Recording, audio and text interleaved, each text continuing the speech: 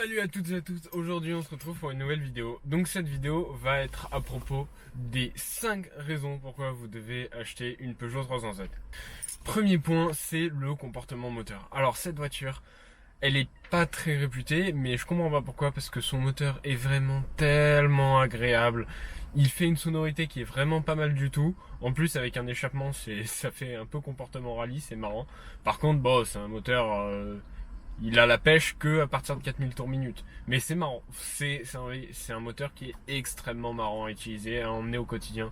C'est sans turbo, c'est 2 litres de cylindrée, donc c'est pas lent, mais c'est pas oufissime, mais c'est marrant à conduire. Le bruit est vraiment sympa. Le bruit est vraiment sympa, c'est ce qu'il faut retenir de ce moteur. Autre point, le châssis et la direction. Ah là là là là. Le châssis et la direction, c'est vraiment quelque chose qui est ultra plaisant dans cette voiture.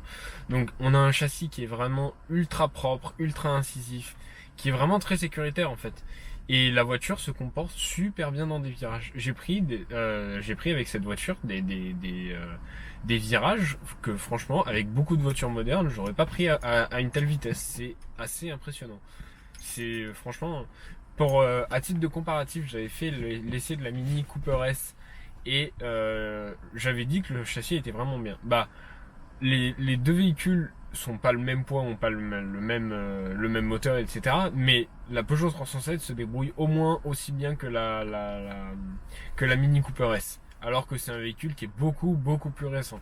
C'est vraiment très impressionnant de la part de Peugeot. Un autre truc que j'adore dans cette voiture, c'est le confort. Alors, c'est assez paradoxal parce que c'est une vieille voiture, mais le confort est plutôt pas mal. Les sièges sont vraiment très agréables pour de longues distances.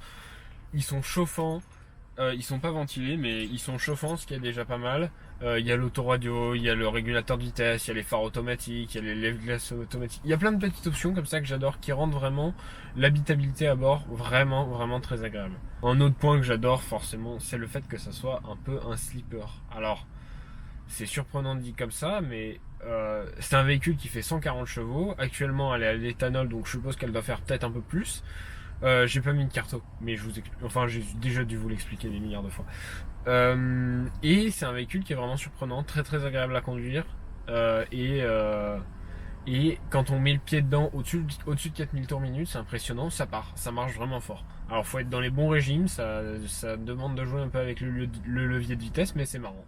C'est vraiment très marrant. Autre point sur le moteur qui est ultra bien, c'est que ça fait du bien d'avoir un moteur sans turbo. C'est quelque chose qu'aujourd'hui on connaît plus trop avec les turbos, mais en gros, la poussée elle est progressive. Ça fait pas bam d'un coup. C'est vraiment, c'est progressif, c'est surprenant parce qu'on a l'impression qu'on n'avance pas. Et une fois qu'on regarde le compteur, on fait ah bah merde, putain, ça marche encore plus fort que ce que je pensais.